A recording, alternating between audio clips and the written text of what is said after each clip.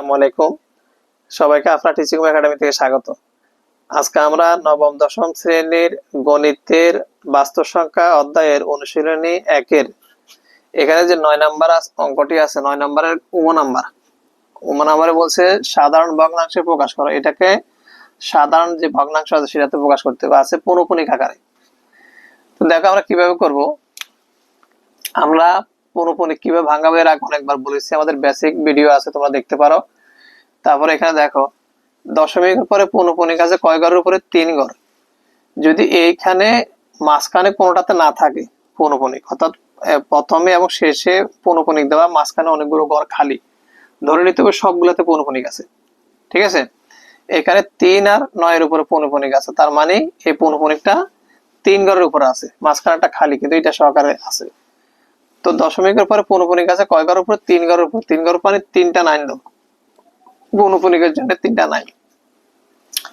দশমিকের পরে পৌনঃপুনিক নাই এমন একটা সংখ্যা আছে, তাহলে এটার জন্য একটা শূন্য দাও। এখন দশমিক পৌনঃপুনিক যদি মনে মনে বাদ দিয়ে দিই, তাহলে যে সংখ্যাগুলো আছে সেগুলো লিখবো। সবগুলো সংখ্যা থাকে, এরকম থাকে। মনে কর ধরে নিলাম এখানে কোনো দশমিকও নাই, পৌনঃপুনিকও নাই, তাই এখানে কি হলো, অর্থাৎ মনে মনে আমরা দশমিক পৌনঃপুনিক বাদ দিয়ে দিলাম। বাদ দিয়ে দেখলাম যে সবগুলো সংখ্যা থেকে যাচ্ছে, সেটা লিখলাম। যে সংখ্যাগুলোর উপরে পৌনঃপুনিক আছে, অর্থাৎ এখানে 3টা সংখ্যার উপরে পৌনঃপুনিক আছে, এগুলোকে মনে মনে কাটি দাও। মনে মনে কেটে দিয়ে থাকে 62, 62কে বিয়োগ করো। এর পরের লাইনে দেখো 9 9 9 0, 9 এর থেকে 2 বাদ দিলে 7, আর এখানে 6 আছে, 10-এর বাকি 4, হাতে আছে 1 1, আর 1 আছে 3-এর বাকি 2, আর এখানে থাকে 2 6। আচ্ছা, আমি ক্যালকুলেটর ছাড়া হিসাব করছি, দেখি আমার সাথে মিলে কিনা, আমি একটু শিওর হয়ে নিচ্ছি যেন কোনো ফেজ কি না লাগে।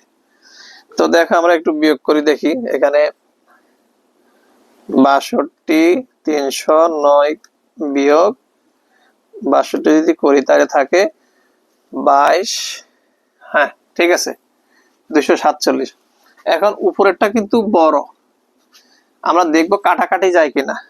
এটাকে দেখি কাটাকাটি যায় কিনা। যদি এটা কাটাকাটি কত দিয়ে যা দেখি, 47 ভাগ 3 দিয়ে দিলে, 3 দিয়ে দিলে যাচ্ছে। ওকে, তাহলে নিচেটাও 3 দিয়ে যাবে তো অবশ্যই। 20 749। এখানে লিখবো আমরা 20 749। এখানে হবে এরকম 20 749 হয় কাটাকাটি দিলে, আর এখানে আসবে 3 3 9 3 3 9 3 3 9 0, এরকম। তোমরা ক্যালকুলেটর দিয়ে দেখো, এরকমই আসবে। আরো কাটাকাটি যাবে, আমি একটু হিবিজিবি যেন না হয় একটু আলাদা আলাদা করে লিখতেছি। যদি আমরা 9 9 0-কে 3 দিই, হ্যাঁ এরকমই আসে। এরপর দেখবো আমরা আবার যায় কিনা। 20 20 49-কে যদি আবার 3 দিয়ে দিই, না এবার 3 দিয়ে যাবে না, কত দিয়ে দেওয়া যা, 20 774 যদি আমরা 4 দিয়ে দিলে যাবে না, তাইলে 5 দিয়ে যাবে না, 6 দিয়ে 749-কে 6 দিয়ে দাও, যাবে না, 7 দিয়েও যাবে না। আচ্ছা, আমরা এখন তাহলে আমরা এক কাজ করি, ডাইরেক্ট ভাগ করে দিই। 20 আর যা কথা, কত দিয়ে যা দেখি, 7 দিয়ে এখানে যাবে না,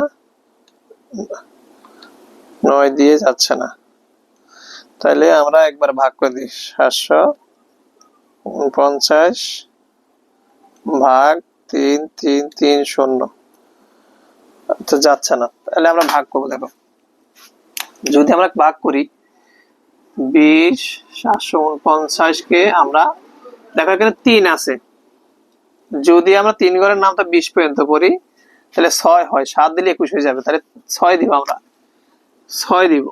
6 দিয়ে আমরা এগুলো সবগুলো গুণ করবো। 6 0 0, 318 18 আছে 1, 3 × 18 = 19, 9 হাতে আছে 1, তারপরে এখানে কত 3 × 18 = 19, আমরা এভাবে ভাগ করে দিলাম। 9 8 আছে 14 বাকি 6 হাতে আছে 1, 1 আর 9 10, 10 আছে 17 বাকি 7 হাতে আছে 1, 1 আর 9 10 10 মিলে গেছে 0 হাতে আছে 1 মিলে গেছে। ওকে, তাহলে আমাদের আছে 6 সমস্ত 3 3 3 0 769। এটাকে এবার 3 দিয়ে যাইতে পারে, 769 কে 3 দিয়ে যাইতে পারে। এখানে যদি ভাগ কাটাকাটি যায় আমরা কাটাকাটি দিব। 769 সরি 769 ভাগ 3 যাচ্ছে না, 769 ভাগ 5 যাচ্ছে না, 769 ভাগ কত 7 9 যাচ্ছে না। তাহলে এটা এভাবে থাকুক, যেহেতু যাচ্ছে না তাহলে এটা হবে আমাদের আনসার। তবে উপরেটা বড় হলে অবশ্যই তোমাকে কি করতে হবে, অবশ্যই ভাগ করে দেখাইতে হবে, সরাসরি লেখা যাবে না। তো আশা করি বুঝতে পারছো। আজকে এই পর্যন্ত, এরপর আমরা 10 নম্বর অঙ্কগুলো করবো। ততক্ষণ ভালো থাকো।